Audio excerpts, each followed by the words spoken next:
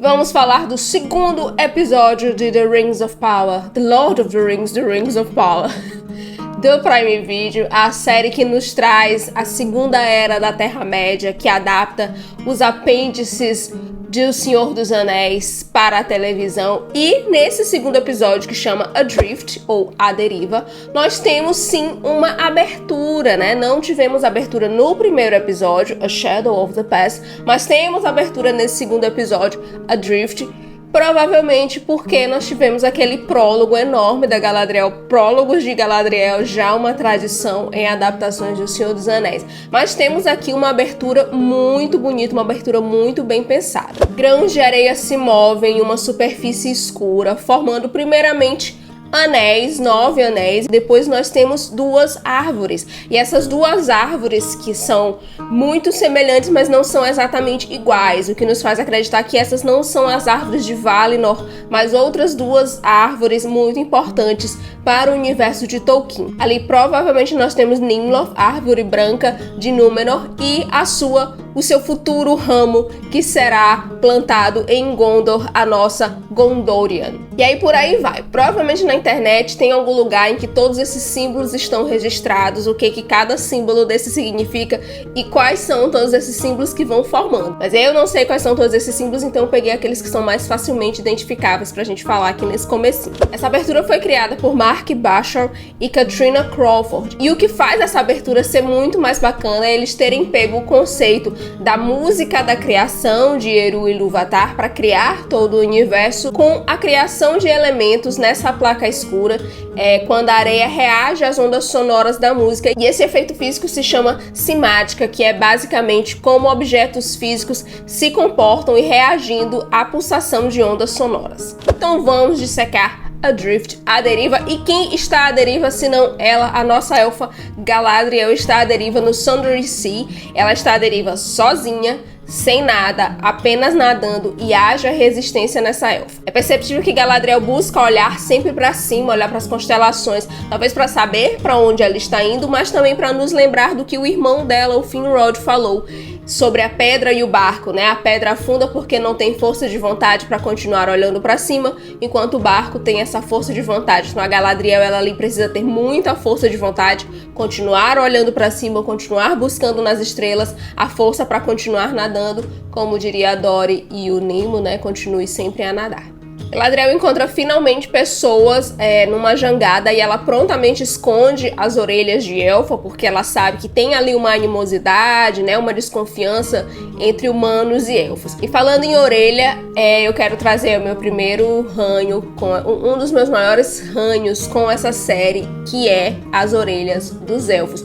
No primeiro episódio, né, na review do primeiro episódio, eu falei sobre como várias coisas a respeito dos elfos, da caracterização deles era super ok. Eles não terem costeletas era ok. Eles não usarem o cabelinho penteado dessa forma aqui é super ok, porque isso mostra uma sociedade viva, uma sociedade que vai mudando um pouquinho ali os seus costumes ao longo do tempo. Mas nada, absolutamente nada, justifica as orelhas dos elfos em Rings of Power. Se você prestar atenção, essas orelhas são muito falsas, elas são grosseiras, elas são grossas. É como se isso aqui deles, essa primeira parte, a parte que agora eu não sei usar o cabelo aqui, a parte que sai da cabeça, é como se fosse uma cartilagem super grossa. É muito feio e não tem nada a ver com o que Tolkien descreveu como seriam as orelhas dos elfos.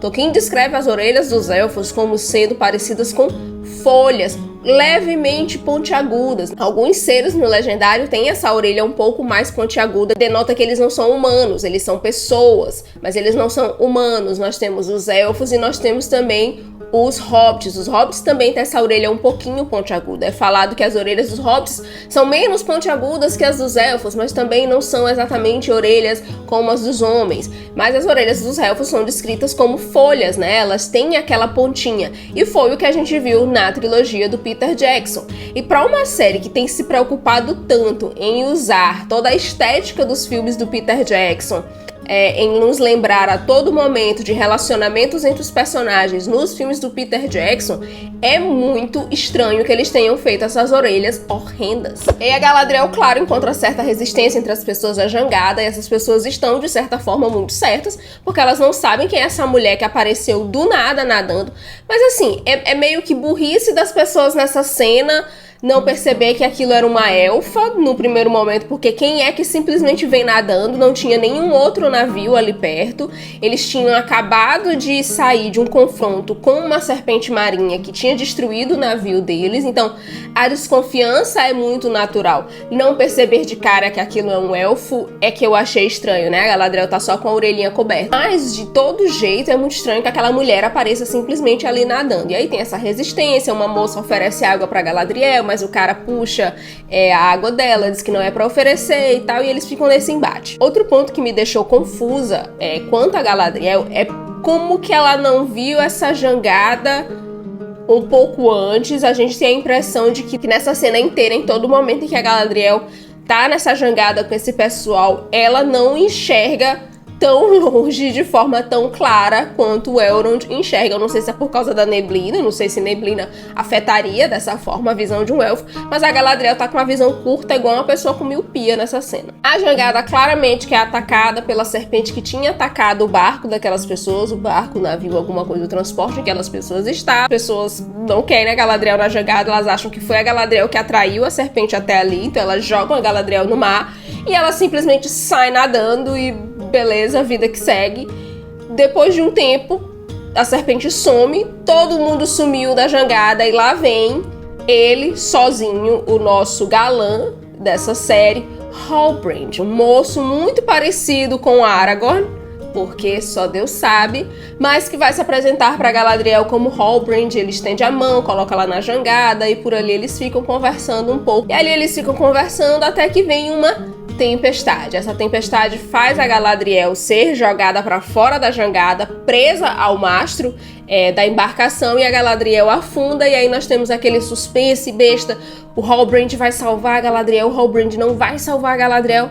Claro que ele salva ela. Antes disso, uma parte da conversa deles foi a respeito de quem é o Halbrand. Ele não chega a dizer para ela exatamente quem ele é.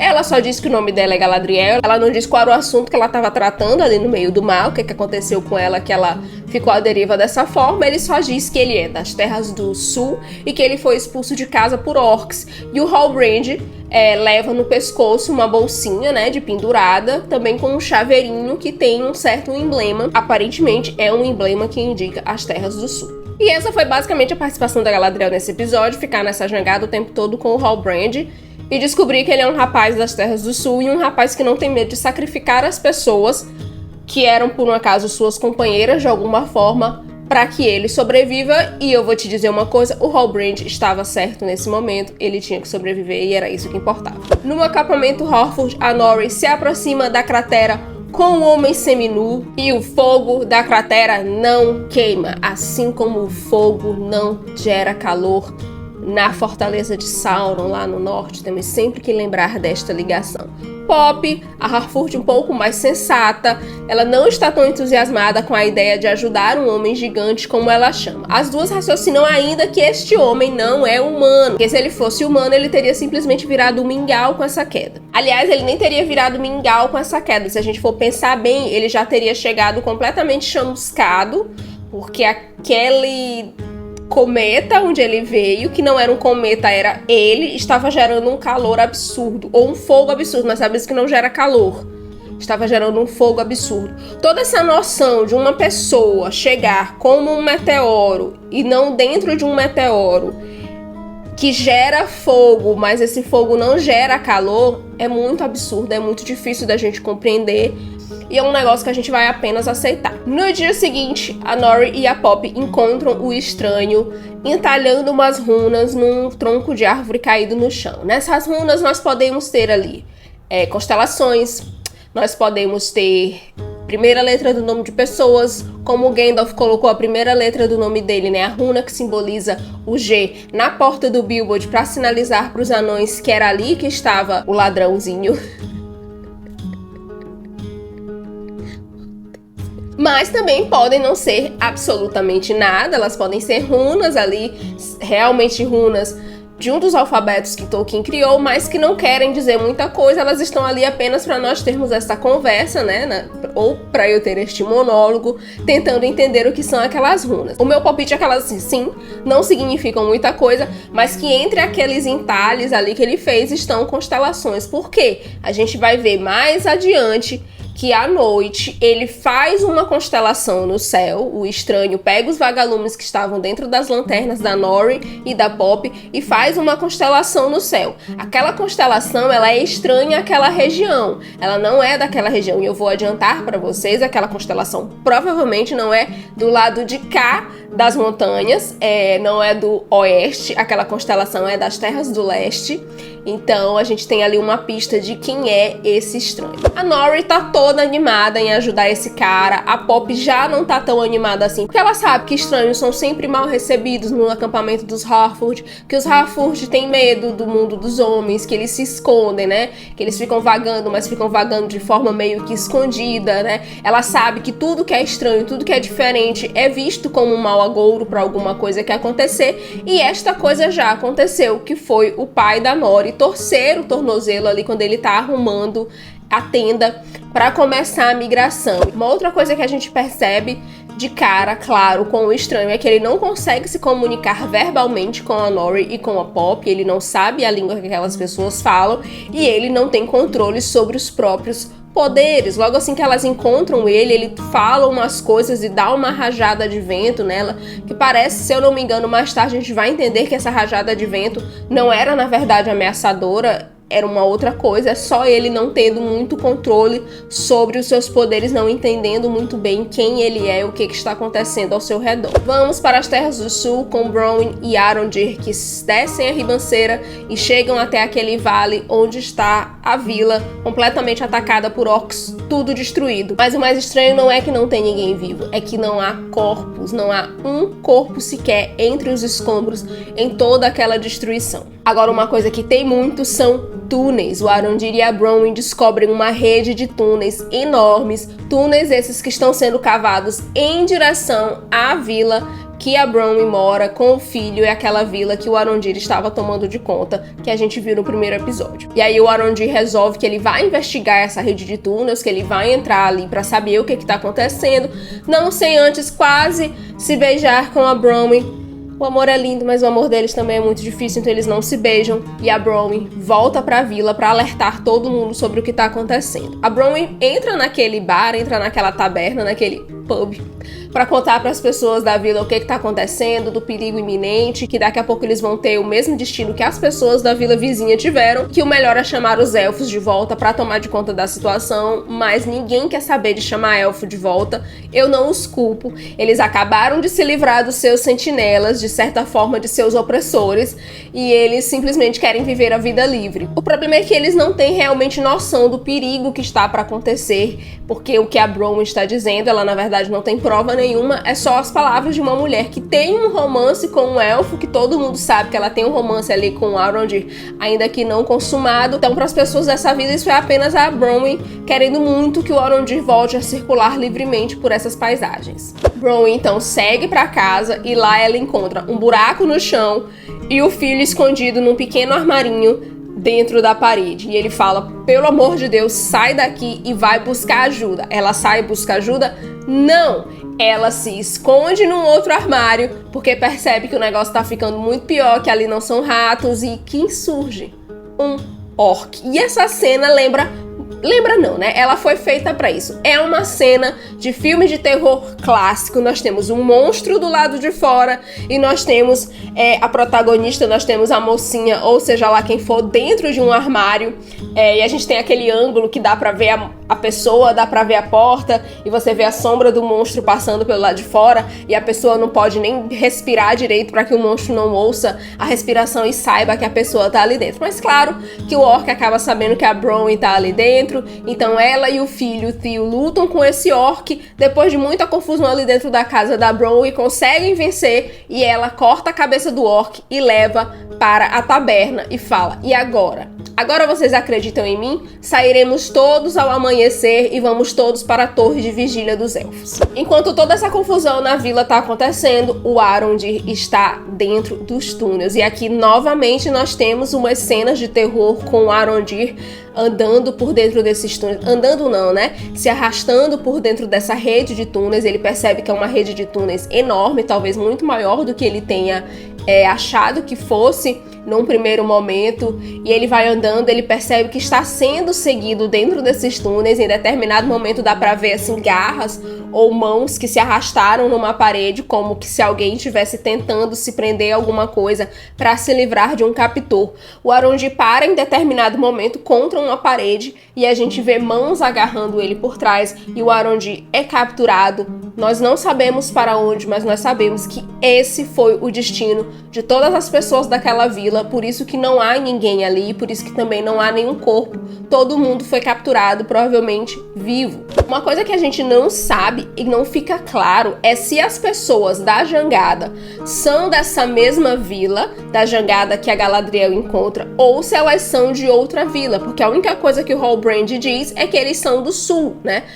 Uma outra pessoa de dentro da jangada também fala alguma coisa sobre eles serem das terras do sul. Só que ali tem vários vilarejos, como a gente viu, tem a vila que a Bronwyn nasceu, que é essa que foi atacada, tem a vila que a Bronwyn mora com o filho, então provavelmente tem vários outros vilarejos ali perto. Não ficou claro se aquelas pessoas são exatamente daquele vilarejo. Chegamos agora aos domínios do mestre Celebrimbor, chegamos ao reino de Eregion, ao reino não, na verdade, ao, sei lá, o ducado de Eregion, as terras de Eregion, onde Elrond e Celebrimbor conversam sobre qual é a empreitada, em que o Elrond tem que ajudar o Celebrimbor. E aí, em exposição no ateliê do Celebrimbor, nada menos que o martelo de Fëanor, o elfo que criou as Silmarils, as pedras mágicas que continham a luz das árvores de Valinor. E ali fica claro que o Celebrimbor quer, pelo menos, se igualar ao feito do avô. Ele mostra pro Elrond os projetos, né, as plantas de construção de uma forja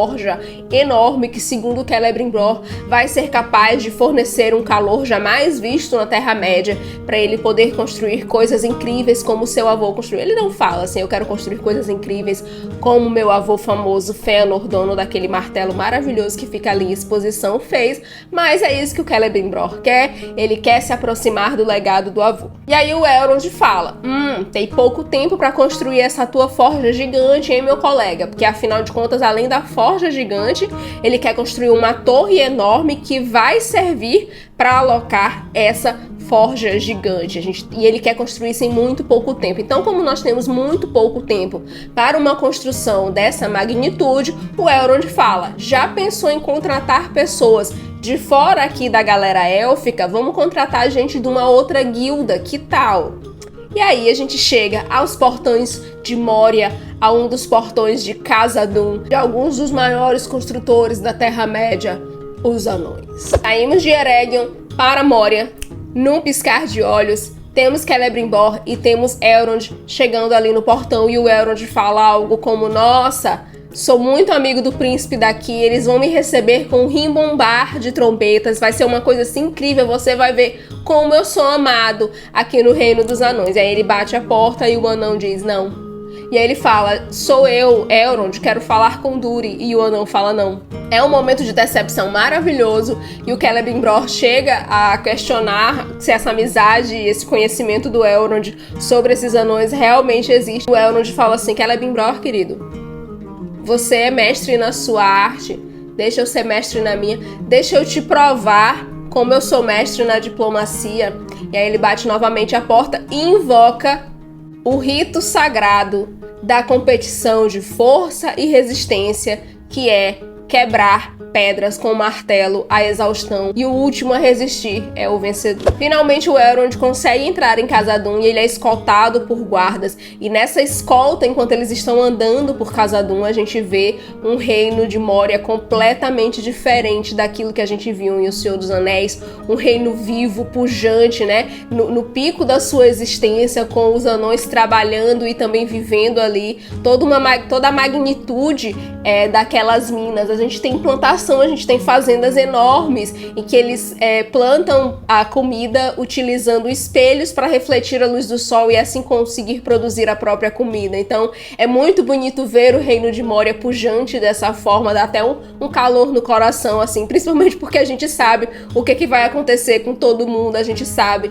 por conta do Senhor dos Anéis, que tudo isso vai entrar em decadência. Quando o Elrond chega na sala da competição, mais decepção para ele, porque ele percebe uma grande animosidade do Durin, do príncipe Durin, que ele considera amigo, né? Então eles vão começar a quebrar pedra. O anão dá um martelo pro Elrond e ele tem que quebrar pedras enormes junto com o Durin, né? E aí vai, o Durin quebra uma pedra, o Elrond quebra outra, até que o martelo do Elrond quebra, e aí tem toda aquela animação, os anões ovacionando o Durin, e dão um outro martelo pro Elrond. O Elrond faz que vai quebrar a pedra com esse novo martelo, mas ele simplesmente desiste, e por ele desistir, né, como se ele tivesse perdido, ele será banido para sempre, jamais poderá entrar em Khazad-dûm novamente. Mas aí ele pede para ser escoltado para fora pelo amigo, pelo príncipe Durin. No elevador de saída acontece um dos momentos mais emocionantes de toda essa temporada. É com certeza o grande momento desse episódio e é um dos momentos mais emocionantes de toda a temporada,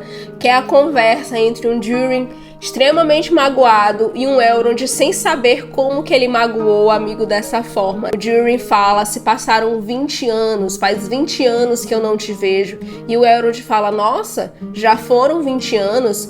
E o Durin: sim, 20 anos, um casamento, 2 filhos, e você não esteve comigo em nenhum desses momentos e ainda assim se diz meu amigo. Claro que eles não usaram essas palavras, mas é basicamente isso o diálogo entre eles. É muito massa essa interação entre eles. Pro Elrond, 20 anos é nada. 20 anos é um piscar de olhos, é um estalar de dedos. Pro Durin, que tem a vida de uma pessoa mortal comum, 20 anos é uma vida inteira. 20 anos é encontrar o amor da sua vida, pedir ela em cortejá-la, como a gente vai ver depois, pedir em casamento, ter 2 filhos. E o Elrond não esteve do lado dele em nenhum desses momentos, né? Momentos chaves para a vida do Durin, como ele aponta, né? Isso magoa ele profundamente, claro, com toda razão. O Elrond, muito diplomata, sim, ele é um mestre da diplomacia, consegue dar a volta no Durin e convencê-lo a levar até a casa para conhecer a esposa, a princesa Disa. Eu não sei exatamente se a Disa é realmente uma princesa, se ela tem o título de princesa, mas eu vou chamá-la de princesa Disa porque em meu coração ela é a maior princesa dessa série. E aí o Elrond conhece a Disa, ela fala um pouco sobre o relacionamento dela com o Durin, como foi que eles se conheceram. A gente vê que eles têm 2 filhos pequenos que a gente acaba não vendo o rosto. A Disa serve o jantar, né, que o Durin disse: olha, você vai conhecer ela, mas você não vai ficar para o jantar. E a Disa: sim, ele vai ficar para o jantar, sim. E ele fica, e eles jantam.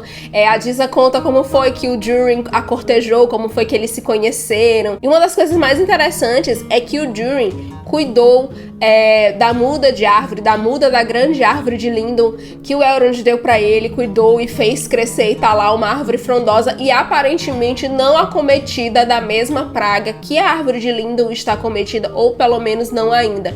E a Disa fala: ele cuidou dessa árvore como se ela fosse o nosso 3º filho, e todo mundo disse que ele era bobo, porque não teria como ela crescer num lugar tão escuro. Mas como a gente já viu, eles conseguem inclusive plantar os próprios alimentos, porque eles usam espelhos para refletir a luz do sol. E aí o Elrond fala de forma muito bonita que não tinha como essa árvore não crescer saudável em um ambiente tão amoroso. A amizade entre o Elrond e o Durin, ela não está nos escritos de Tolkien, ela não é cânone, ela foi criada especialmente para a série, claramente para nos lembrar da amizade de Gimli com Legolas, mas ela foi feita de forma espetacular. Se tem um dos pontos que a série acertou, foi essa amizade. Ela é construída de forma a ter profundidade, né? Você percebe, principalmente por causa desse distanciamento, você tem ali 2 amigos magoados, né? Um amigo magoado e o outro tentando se redimir, e graças muito, né, a profundidade dessa cena, ela é muito graças à atuação brilhante de Owen Arthur, que é o ator que faz o Durin. Ele traz todo o peso que essa cena necessita, né? Nessa cena não, ele traz todo o peso que essa interação necessita. Isso é feito de forma brilhante. E aí o Elrond vai apresentar pro Durin, né, o que ele quer, contratar os anões de Khazad-dûm para construírem a fornalha e a grande torre do Celebrimbor. E aí mais tarde o Durin vai conversar com o pai dele, o rei Durin III sobre essa negociação com o Elrond. E aí o rei tá muito desconfiado do Durin ter aparecido exatamente nesse momento. Que momento é esse? Nós ainda não sabemos, mas está acontecendo ali alguma coisa. Os anões de Khazad-dûm descobriram alguma coisa nova e aparentemente muito valiosa para eles. Então o rei Durin está desconfiado da presença desse elfo ali em Khazad-dûm exatamente nesse momento.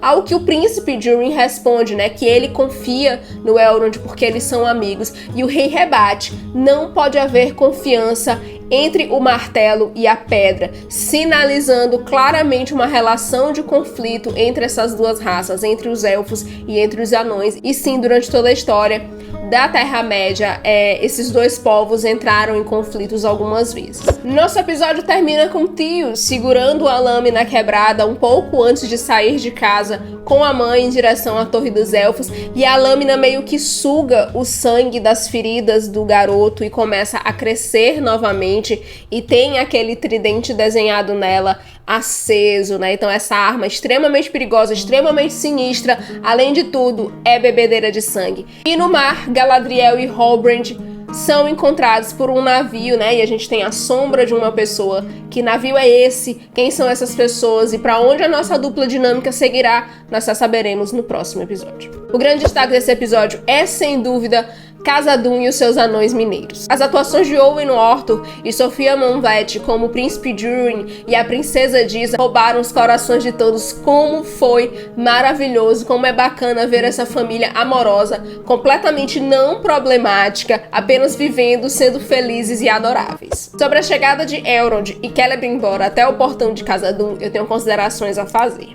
Num primeiro momento eu achei extremamente teletransporte, né? Eu achei muito coisa de teletransporte. Eles simplesmente falarem assim lá em Eregion: ah, que tal se você contratar pessoas de fora dos elfos? Corta pros dois no portão de Moria, no portão de Khazad-dûm, com as roupas que eles estavam usando há pouco, sem ter sujado nem a barra dessas saias, né, desses mantos que eles usam. Num primeiro momento parece muito teletransporte, mas aí você lembra o seguinte: quem disse que é no mesmo dia? Ninguém me disse que é no mesmo dia, eu não sei qual é a passagem de tempo aí. Em algum momento nessa série a gente vai perceber que os núcleos não estão na mesma passagem de tempo, né? Alguns estão um pouco mais pra frente no tempo, alguns estão um pouco mais pra trás, isso só vai ficar claro bem lá na frente, se eu não me engano. Então assim, quem disse pra mim que aquilo é o mesmo dia? Não é o mesmo dia. Eregion e Khazad-dûm ficam muito longe, né? Eu não sei como o Elrond e o Celebrimbor chegaram até lá. Eles foram andando? Provavelmente eles foram andando, porque todo mundo vai andando, né? Quando é na terra, ou vai de barco quando é nos rios e quando é nos mares. Mas eles vão andando. Não sei quanto tempo se passou, eu não sei que roupa eles usaram para fazer essa caminhada toda, porque é uma pernada, é longe, não é pertinho assim. Eles usaram outras roupas, e aí quando eles chegaram perto de Khazad-dûm, eles colocaram essas roupas mais de trabalho, essas roupas mais cerimoniais. Não sei, não ficou claro. Não vou julgar como essas pessoas apareceram aí. O que eu sei é que dizer que é teletransporte é uma desculpa fácil, inclusive pra mim, que não sei quanto tempo se passou. A série não me disse em nenhum momento quanto tempo se passou, né? Mas por eles estarem com a mesma roupa, pra mim se parece com teletransporte. Mas aí eu tenho que lembrar que essas pessoas são elfos, que elas estão num outro mundo e que eu não sei se eles usaram exatamente essas roupas, e que eu não sei também se não tem toda uma comitiva um pouco distante do portão de Khazad-dûm. Eu só vejo eles dois, sim. Mas será que eu não posso completar com a minha mente, com a minha imaginação, como foi essa ida de Eregion até Khazad-dûm? Imagination. O que ninguém sabe e ninguém consegue explicar é por que a série colocou pai e filho como Durin III e Durin IV. Durin é o nome de um antigo rei anão muito famoso, muito importante, né? Se eu não me engano, é como se fosse o rei que criou toda essa sociedade anã. Ele é o primeiro rei deles, é o primeiro governante, é o Durin I. E os reis anões se sucederam com vários nomes, inclusive Durin. Só houveram 6 e só foram nomeados Durin aqueles anões que eram considerados reencarnações do Durin I. Uma outra coisa que é muito estranha é ter Durin III, rei, e príncipe Durin IV, como se o príncipe e o rei governassem ao mesmo tempo, o que não existe. O príncipe só fica ali perto do pai, aprendendo a ser rei, porque vai sucedê-lo algum dia. Então, algum dia, ele será rei Durin IV. Não existe isso de príncipe com numeral no nome. Não dá pra entender por que eles usaram isso, por que eles fizeram essa escolha. Se eles queriam dar o nome de Durin pra esse amigo do Elrond, pra esse futuro rei de Moria ali naquela época, beleza. Que ele fosse uma reencarnação do primeiro Durin, ok. Mas ter o pai e o filho com numerais no nome ao mesmo tempo, indicando um governo unificado, ali, um governo duplo deles, na verdade, é muito bizarro, não faz o menor sentido, e esse governo não existe. Quem governa ali soberano é o rei Durin III. Uma beleza também ver a abertura e ver essa sacada que eles tiveram de pensar, Eru Ilúvatar criou o mundo com música, vamos criar esses elementos aqui, também usando música, também fazendo com que essas partículas de areia vibrem e se comportem de certa forma em relação às ondas sonoras da música que está tocando. Isso foi uma sacada genial da parte da produção. E novamente um episódio belíssimo, né? Belo, bonito, maravilhoso, parecem ser os adjetivos que a gente usa para essa série o tempo todo, mas é uma série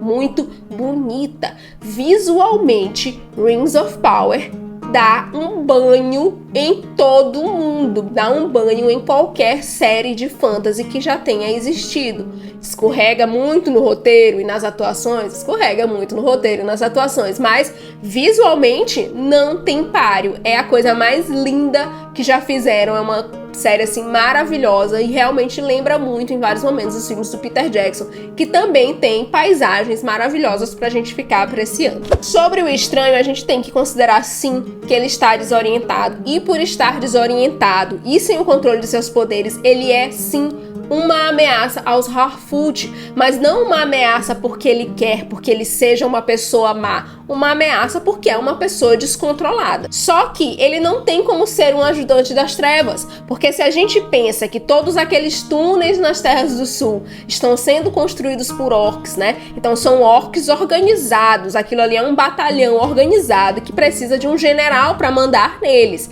Então não é este o estranho não é a pessoa que está fazendo as coisas bizarras acontecerem nas Terras do Sul. Isso quer dizer que ele não é do mal 100%? Não. Isso só quer dizer que ele não é aquele mal que está ali nas Terras do Sul.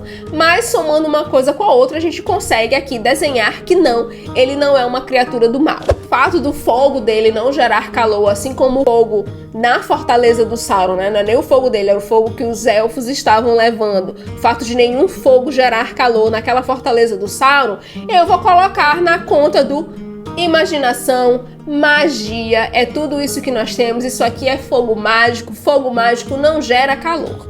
Imagination. E claro que a gente tem a noção de que este homem é um mago. Ele não é o Gandalf, eu vou dizer aqui, eu vou deixar registrado. Este homem não é o Gandalf, ele é um dos magos azuis que numa recontagem dessa história pelo próprio Tolkien, falou que os magos azuis chegaram na Terra-média ainda na Segunda Era. Então, provavelmente, o que eles estão fazendo? Eles estão fazendo a gente acreditar que esse é o Gandalf, trazendo alguns elementos de Gandalf, como no momento em que ele conversa com os vagalumes, que é muito parecido com o momento em que o Gandalf conversa com uma mariposa para ela pedir ajuda para as águias, para resgatar ele, né? Então, essa conversa com os animais é muito Gandalf? É muito Gandalf. Ficar arranhando madeira é muito Gandalf? É muito Gandalf. Andar com hobbits, né, ou com os precursores, os antepassados dos hobbits, é muito Gandalf? É muito Gandalf. Mas não existiu Gandalf na Segunda Era. Quem existiu na Segunda Era foram dois magos azuis, e eu tenho os nomes deles pra vocês, né? Nós tivemos Morientar e Romestano, respectivamente, Matador das Trevas e Ajudante do Leste, né? É compreensível que eles estejam fazendo esse estranho parecer o Gandalf, pra que a gente tenha, né, essa esperança e pra gente tenha esse calorzinho no coração e fique lembrando do Gandalf, que é um personagem super querido da Terceira Era e um personagem super querido dos filmes do Peter Jackson. Mas temos também algumas pistas de que esse não é o Gandalf, de que ele é um dos magos azuis. E a principal pista disso é aquela constelação que ele faz com os vagalumes. Aquela é uma constelação encontrada na terra de Rhûn, e a terra de Rhûn fica no leste. Eu fico por aqui. Se você gostou desse vídeo, curte, compartilha com seus amigos, deixa no comentário o que você achou desse segundo episódio, que na minha opinião ele deu uma caidinha em relação ao primeiro, mas também foi muito bacana por conta da Dissa e do Durin, e também por conta do relacionamento do Durin com o Elrond. Mas me conta o que você achou, deixa o seu comentário e depois eu volto com mais conteúdo. Até lá!